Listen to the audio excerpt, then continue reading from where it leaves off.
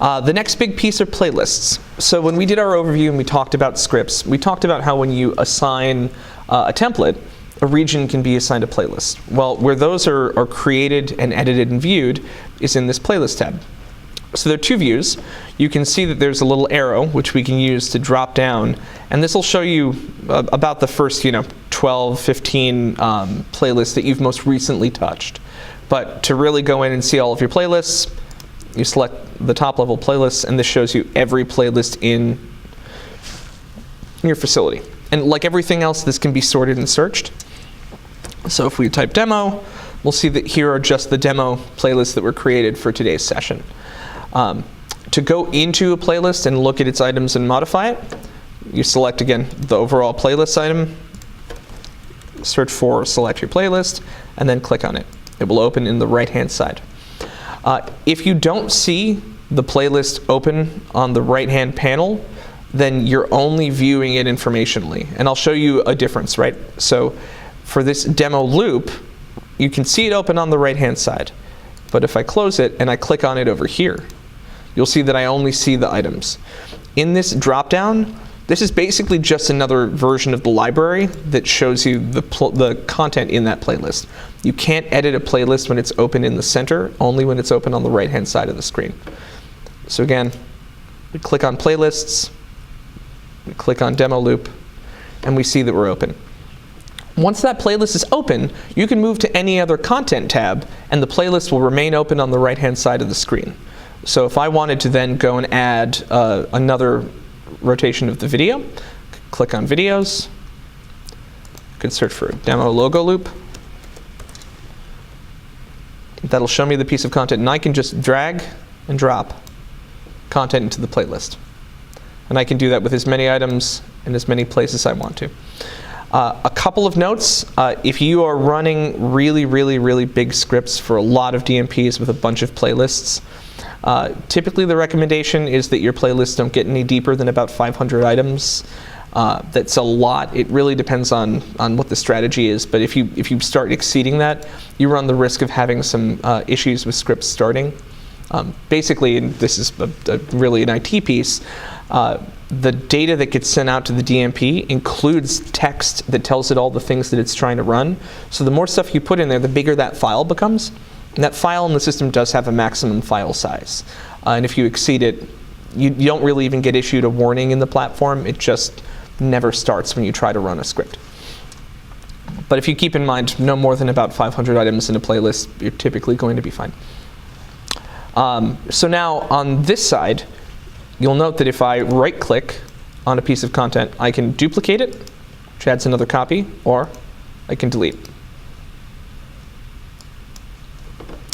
I can also select using Control to select multiple items, or I can select and shift-click to select multiple items, which I can also then delete. And it will show me everything that I'm trying to delete in a confirmation page. Do you recommend to put, if it's a video file, put the video file twice? So we'll talk about that. Yeah, let's hit that right now. So if you want your video file to loop infinitely, right? Let's say you want to play a video file, and you want it just to continue playing back and playing back. Cisco has a process where you're supposed to be able to configure the playlist with one copy of the piece of content and have it loop permanently. It has never worked. I've had requests in with Cisco to resolve that issue for a while. There's no real good workaround to it. The way it's supposed to work is you put one copy of the video in the playlist, you set the duration of that piece of content to -1, and the runtime for the playlist to 0. It doesn't work, so don't do that. Instead, what I recommend is you do keep the playlist runtime at 0, and you add 2 copies. Because anytime a playlist has more than one item in it, it will try to loop that playlist. Right? So let's talk for a second about a couple of the fields in the playlist. Name should be self-explanatory. You can make it whatever you want, although every playlist does have to have a unique name.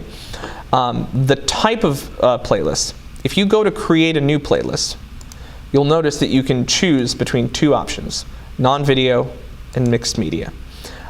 This is really important because when we go back to the template editor, what you'll notice is, if you recall, there are video and non-video regions. A mixed media playlist can only be put in a video region. If you have a region that is non-video, you have to have a non-video playlist in order to support it. So if you're doing full screen graphics, like you've only got a single full screen, there's no reason to ever have that playlist be anything apart from mixed media, because it doesn't really make a difference. But if you start getting creative with how you carve up your screen real estate, and let's say you have like 2 video regions and then a lower third and an overlay bug, you've got potentially as many as 4 playlists running at the same time, and only 2 of those are going to have video involved. So 2 of your playlists are going to have to be non-video. And that's just really important to think about as you're crafting your playlists and you're planning content for your individual templates. For the time being, and actually you can see in the playlist that we have created here, just if I go to demo, you'll see that I have an overlay. You'll notice that this overlay is the only non-video that I have running. And it's because we have a script set, and I'm just going to show you this as a trigger. We have a video loop with an overlay,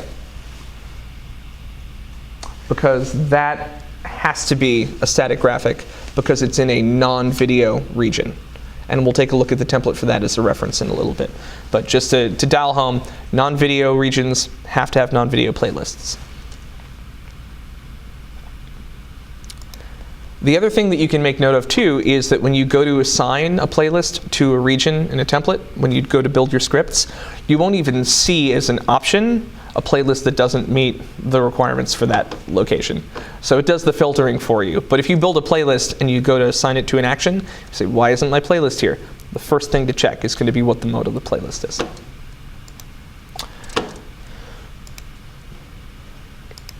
So next thing to take a look at here is runtime. So this runtime value is the default runtime for an item in the playlist. Basically, what it does is it says, ignore what the actual runtime of the file is, run this duration. So if I take in and I put just a static graphic, you'll notice that the default duration is -1. That trigger basically tells that piece of content to play the default runtime for a piece of content.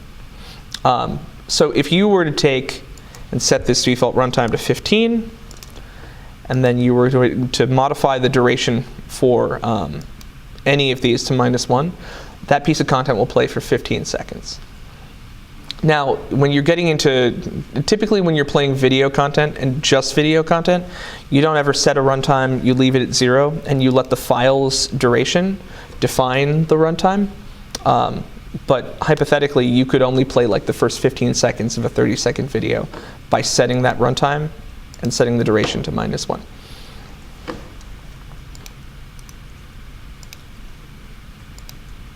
The application for setting the runtime typically applies if you have a long playlist of static graphics.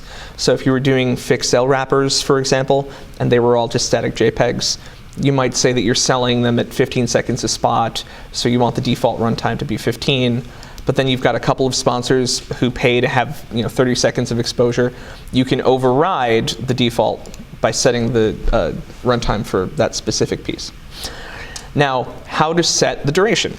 You can't modify the duration in this detail view, but this 4 square shows us a grid view, which is basically a preview. And in the bottom right-hand corner of that preview, you can either click up and down to increase by 1 second at a time, or you can just double-click and type in a time. And so we can hit save. Well, we're not going to because it's running right now, but if we go back to the list view, you'll see that we've now modified the duration for that file. When you drop a video file into a playlist, by default, the duration is going to be the video duration. So in this case, that logo loop is a 2-second video. We dropped it in, duration was set to 2 seconds. If you set the duration for a video longer than that video's duration, when it finishes, it'll go to black and hang on black. So it's typically something to avoid.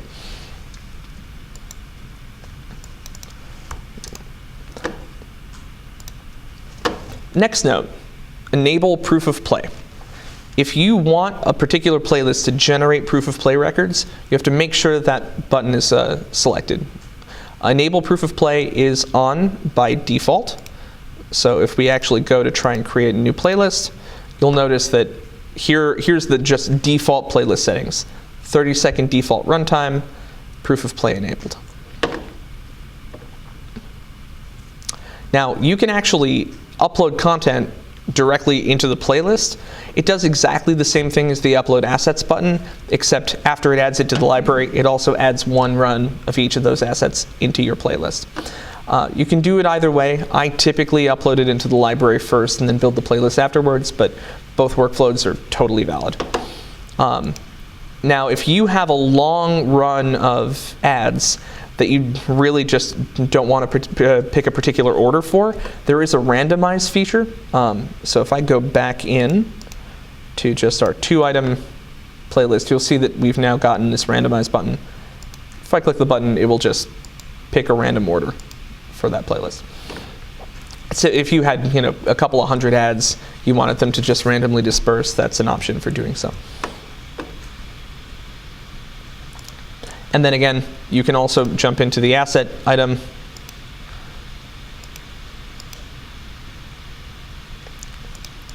But really, when you're managing your playlists, you won't ever need to go into that view. And again, much like everything else, when you make modifications to a playlist, just make sure you hit the save button afterwards, because it doesn't save automatically. When you click away and close that playlist, and go to open it again, and you haven't hit that save button, all that work just goes away. It doesn't save the changes that you've made if you click away from and then come back to the same playlist. So make sure you work and finish all of the changes that you want to make in the playlist that you're working on, and save before you click out of it. Any questions about playlists? I have more questions about the overlay piece, but I guess we'll get that in Shoot the question, because if it's relevant to how this is set up here, we can talk through it now. If it's more a scripting thing, we'll get to it when we get to scripting. It's more scripting, it's just basically how you build the non-video layers and the mixing layers, and how you script it out. Yeah, so what we'll end up doing is, before we get into scripting, we're actually going to take a step back to Designer, and we'll take a look at Designer, because that's really, the building blocks are content goes in playlists, Designer carves up your screen real estate, and then the script connects the template and the groups and zones to the playlists. So we will 100% get to that. But anything else on playlists specifically? Oh, and then I will just note again, you can also right-click on a playlist and delete that playlist. If it is currently an active part of a script, it will warn you that you're trying to delete it and what scripts it's a part of. But just I would keep in mind that that can be an issue. You can also do a preview of playlists as well, thumbnails. It's going to show you just the top item in the playlist. So not necessarily super useful, but okay, and then we'll just circle back to tags real quick. Again, tags from this portion really just become content library pieces. So if you've got a playlist open, and let's say it was like welcome graphics of some kind, you might have a tag that says welcome graphics. You open up your welcome graphic playlist, you go down, you click on the tag, it'll bring up just the pieces in the tagged content. You'll select the items, drag and drop them. So much like with the library, essentially these tags are just smaller containers of content. And as with everything else, you can still use Control Select to select multiple items. You can use Shift Select, and the drag and drop feature functions the way you expect it to. Finally, let's talk about workspaces in the Content tab. So workspaces are just a way that you can move pieces of content around. They're just a different containerization approach as opposed to tagging. It allows you to take and move pieces of content from the library directly into a separate workflow. So the workspace by default shows you every piece of content that's in a workspace, which is just the default, right? Anything that's not assigned to a specific folder will show up in the overall workspace. You can create new folders. It'll show you the path basically what the inheritance is. Workspace is always the root, and then you can add something onto that. So let's say if you were to do site signage. Now there is a subpath under workspace that is site signage. There are no items in there by default. You have to move them from the regular content library into the folder. But you can also create subfolders off of this workspace. So let's say if you had like RAMs graphics versus chargers graphics, you could have a RAMs folder that was a sub-site signage folder, and then you could also create a chargers folder. And the overall site signage would include the items from both, or you could go down to just the RAMs and just the chargers. Just another way of logically dividing up pieces of content. So as your library gets very big, it's another way to just create more demarcation lines so that you can find the stuff you want to find quickly and effectively. So it's just containers. Yep. For content or for playlists? Content specifically. Yeah, so if we go into images, for example, we right click, right, and we hit move. You can see that we have all of our folders available. So we'll move into demo workspace, demo subfolder, right? So now if I go into demo workspace, demo subfolder, there's our piece of content. And that's really about it. I don't typically use workspaces much. I find that the tagging structure does most of what I expect it to, but this is just another way that you could organize content if you want to. And that should, the only other piece I want to talk about real quick, setting up inbox sites. So it is possible to automatically pull content in from an external SFTP server. The thing that's important to note about this is it has to be the SFTP format. It can't be a plain FTP server. Not all types of NAS storage will support this protocol. Basically, it's FTP over SSH. But what you can do is you can give the site a name, set up an IP address, and a set of credentials. You'll put what the host folder is, which is the path on the SFTP server that you want to pull your content from, and then what the local folder you want it to import into, and you can schedule a time for it to pull content. So essentially what it's doing is it says, every day at a particular time, I'm going to check this SFTP server, and I'm going to import all of the content that's in this particular path to this particular workspace. A couple of other caveats, apart from just the fact that it's SFTP specifically, because that's a major limitation. The other piece is it will not automatically overwrite a file that has the same name. So there's no way to use this, for example, to automate the process of updating a piece of content. Like you couldn't have an SFTP server that a client uploaded their content to every time they wanted to make a change. It has to be a uniquely named file because it will just fail to import if it has the same name as an existing piece of content.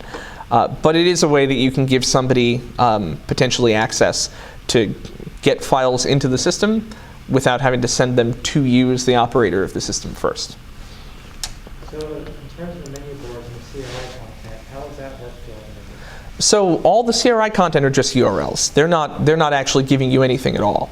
There is a unique web address for every individual menu board, and that, if you'll notice when you look at your system configuration, they're all set up as channels. So there's really nothing that you need to do for that, because every time a DMP reaches out to the site, it's going to pull its content uniquely directly from CRI. So that's more like the external content concept and less like the content library concept. Any questions about playlists, content, workspaces, anything that we've talked about in the last half an hour? As far as content storage, what threshold should we avoid connectivity? So your system is commissioned, every Cisco Vision system typically is commissioned with a 900 gigabyte hard disk. So the only real constraint there is the size of your backups. Your system could put, if you get above about 50% utilization, you could put yourself in a position where you can't generate new backups and transfer them to your failover server.